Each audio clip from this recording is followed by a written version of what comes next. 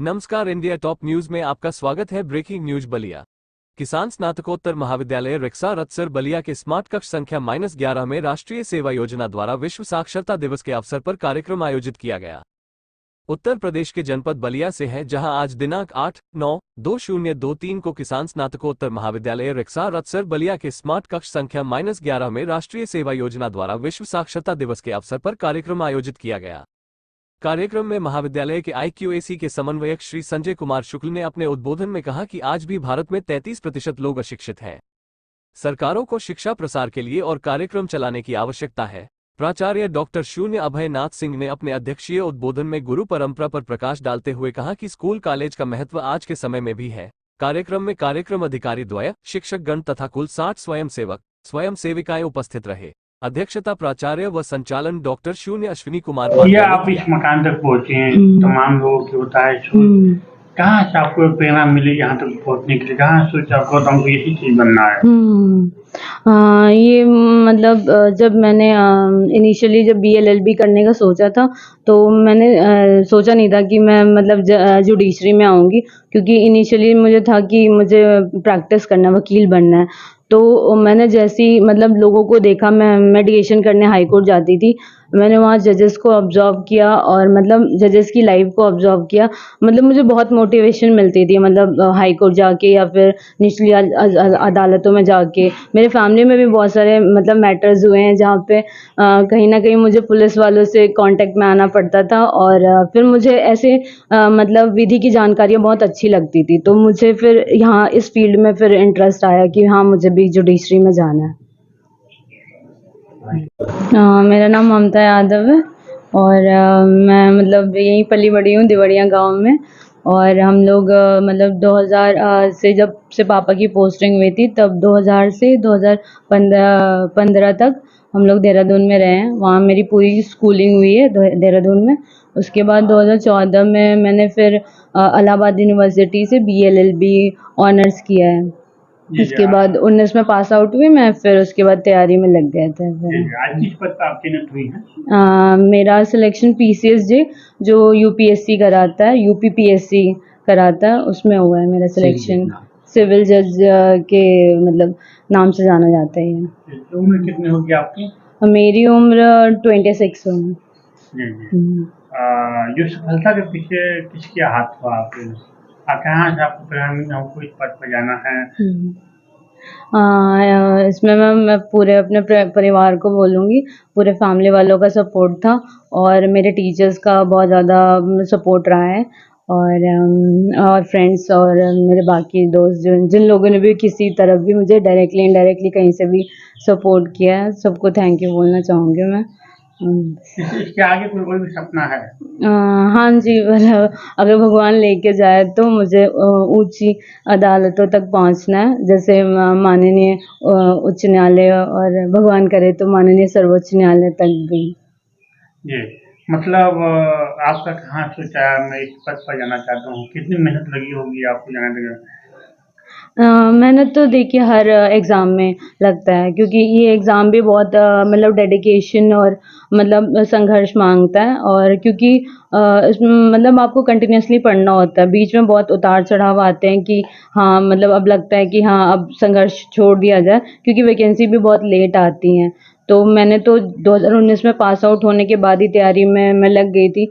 Although 2 साल corona में चला गया, पर फिर भी मैंने अपनी तैयारी जारी रखी, और जैसे ही 2022 में वैकेंसी आई दिसंबर में, तो फिर मैंने अपनी तैयारी और तेज़ कर दी थी। और क्योंकि एग्ज़ाम 3 स्टेजेस में होता है, प्रिलिमिनरी, मेंस और इंटरव्यू, तो हर स्टेज पे मतलब अलग-अलग टाइप से मतलब एनालाइज़ करना पड़ता है पेपर को, और हर स्टेज अलग-अलग तरीके से मेहनत मांगता है। तो बहुत सारे बच्चे ऐसे हैं जो तैयारी करना चाहती हैं, बनना चाहती हैं, परंतु उनकी जो घर के पेरेंट्स रोक देते हैं, बच्ची जानकर, लड़की जानकर। क्या कहेंगे उनके लिए आप? मैं बोलूँगी, पहले तो मैं उनके पेरेंट्स से हाथ जोड़ के मतलब विनती करना चाहूँगी कि अपने मतलब पहले तो अपने बेटे बेटियों दोनों को समान मानिए, और बेटियों को ज़्यादा मतलब ज़रूरत होती है सपोर्ट की। और मैं मान के ही चलती हूँ कि लड़कियाँ इंटेलिजेंट होती हैं, अगर उनको सपोर्ट मिले तो बहुत आगे तक जा सकती हैं। तो मेरा तो हमेशा मेरे फैमिली वालों ने सपोर्ट किया है, चाहे मेरा मतलब पिताजी हों, मम्मी हों और या मेरे चाचा चाची हों या फिर बड़े लोग हों घर के, मेरे भाई लोग, हमेशा उन्होंने मुझे मोटिवेट किया है। कभी मतलब कोई ऐसा दिन नहीं रहा कि मुझे मोटिवेशन नहीं मिलता था, मुझे मतलब हमेशा मोटिवेशन मिला है। तो मैं उम्मीद करूँगी कि ऐसी ही सारी लड़कियों को भी मिले और वो भी आगे बढ़ें, और अगर जिसको भी ये मौका मिल रहा है तो मैं उनसे उम्मीद करूँगी कि आप बहुत मेहनत करिए। ये पोस्ट बहुत मेहनत मांगती है और शायद आप आगे बढ़े तो मैं आपको मतलब उस आज चीज के वर्तमान समय में भी बहुत सारे इलाके, बहुत सारे ऐसे गांव में हम्म, लड़के रहती हैं जो पद दूर की बात है, विद्यालय में पढ़ने के लिए भी नहीं भेजते हैं, कहते हैं माहौल खराब है। देखिए, शुरुआती शिक्षा तो अच्छी होनी चाहिए, मैं भी मानती हूँ।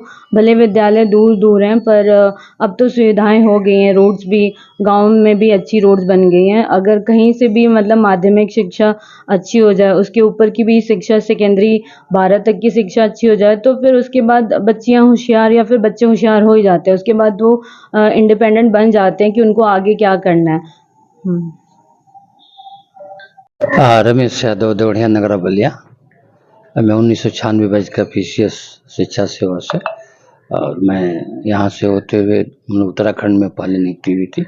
पहले अंडर ट्रेनिंग में हम लोग JIC प्रिंसिपल थे, फिर BSA बने, DIS बने, DBSC बने, डिप्टी डायरेक्टर से रिटायर हुए। हाँ। आपके बच्चे कामयाबी पाई हैं, खुशी का माहौल है, क्या कहेंगे? और क्या आपकी कितनी मेहनत लगी होगी इनको? क्या कभी था ये बच्ची निकल सकती हैं? और आज के समय जो है बच्चियों को लोग नहीं पढ़ा पा रहे हैं, जो बहुत लोग डरते भी हैं, हम बच्चे को भेजेंगे तो ये होगा। क्या कहेंगे सब पर? देखिए, चूंकि आप जानते हैं कि किसान की बेटी भी IAS PCS नेता सब कुछ बनते हैं। पिताजी के मरने के बाद मैं स्वयं किसान बन गया था और रातों तक 2-2 बजे रात तक पढ़ करके हमने PCS परीक्षा को क्वालिफाई किया था। और तब ये बहुत छोटी थी, गोद में थी।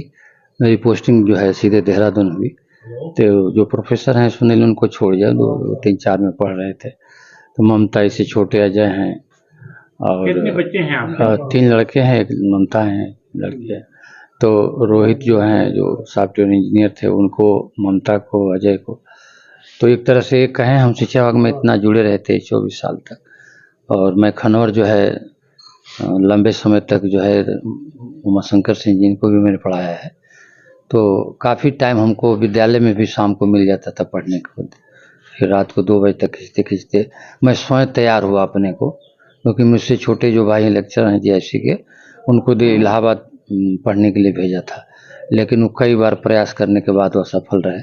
उन्हीं की सब्जेक्ट हम साइंस से, केमिस्ट्री से MSc हैं, उनकी सब्जेक्ट थी हिस्ट्री फिलासफी, उसी को मैंने लिया।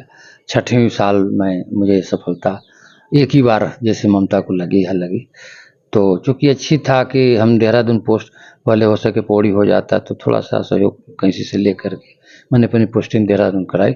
उसमें प्रदेश एक ही था, लेकिन 2.5 साल बाद बट गया तो हम लोग वहीं रह गए। तो एक लड़का हमारा बड़े वाले UP बोर्ड से हैं, जो असिस्टेंट प्रोफेसर हैं। कंप्यूटर साइंस इंजीनियर रोहित, जो ICSE बोर्ड देहरादून से पढ़े हैं। ममता और अजय CBSE बोर्ड के। तो ये कहें UP में जो इंडिया में जो 3 बोर्ड हैं, वो मेरे घर ही पर है, मेरे ही बच्चों के बीच में है। किस पद पर आपके बच्चे चयनित हुए हैं? ये सिविल जज हुए हैं PCJ में ये। जी। तो और एक क्या चीज, आपको डर नहीं लगता था आप उनको पढ़ने के लिए भेजते थे? देखिए एक चीज हम बताएं, क्योंकि ममता बड़ी लेबोरियस है, बहुत मेहनत करती है। अब उसको अभी 1 घंटा नहीं बता पाई, मैं बता दूं 16+ पढ़ती थी। इसका तो 15-16 घंटा आम। यदि कोचिंग ना हो तो, क्लास ना हो तो सुबह 7:30-8 बजे बढ़ जाना, सीधे 1 बजे रात तक पढ़ती थी। बहुत लेबोरियस, हद से ज़्यादा लेबोरियस थी। और मैं UP में आया तो देखा कि पहले टारगेट था कि इसको IAS बनाया जाए, लेकिन हम टारगेट अपना पीछे खींच लिए कि देखा कि हम सुल्तानपुर में अदिति सिंह, जो बलिया में DM भी रही हैं, इनकी भी शादी टूट गई। एक वो मैडम है मऊ में DM थी, उनकी भी टूट गई। एक हमारे यहाँ सौम्या थी, उसकी भी टूट गई।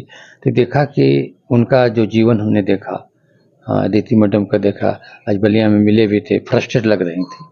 तो हमने देखा कि जब IAS की शादी IAS से IPS होती है, तो अच्छा है कि हम रजिस्ट्री में इसको डालें। यहाँ सम्मान भी है, सुरक्षित भी है, और समाज के लिए न्याय भी कर सकते हैं, लंबा क्षेत्र भी है। अब जैसे जैसे जाएंगी तो उसी समय हम लोग चेंज कर ली कि उसको IAS नहीं बनना है। टारगेट हमने तय किया था कि कौन कहाँ जाएगा। जी। तो क्या कहेंगे उन बच्चियों के लिए जो बच्चे आज भी नहीं जाती हैं विद्यालय? देखिए विद्यालय तो माँ ये बाप रोकते हैं। हाँ, अरे वो जब हम आप कह रहे हैं बहुत दिन हम लोग नहीं पढ़े हुए, 78 का हाई स्कूल है। जब रतनपुरा हम लोग गए थे ननिहाल पढ़ने के लिए हाई स्कूल में, तो 59 बच्चे हम लोग थे साइंस के, एक ग्रुप एक ही बैच चलता था, उसमें एक भी लड़कियां नहीं थी। जनता इंटर के नगरा में 74 में हम लोग हमारे SI मित्र हैं वृंदा जी, ये भी साथ में थे। वहाँ 4 लड़कियां थी, 131 बच्चे में 4 बच्चियां 76 मतलब 75 74 75 में पढ़ती थी। आज का तो स्टेज ये है कि ये जो सिविल जज अभी रिजल्ट जो आया हुआ है 30 अगस्त को, आपको अचरज होगा 302 पदों में से 155 पर लड़कियां हैं, 147 पर लड़के हुए हैं, इन्होंने सीधे क्रॉस कर लिया है। इस बार जो है बच्चों को सीधे कभी कभी इस साल मतलब शायद पहली बार हो, देख रहे हैं रिजल्ट की इस परीक्षा को, इन्होंने लड़कियों ने सबसे अधिक पदों पर जो है चयनित हुई हैं।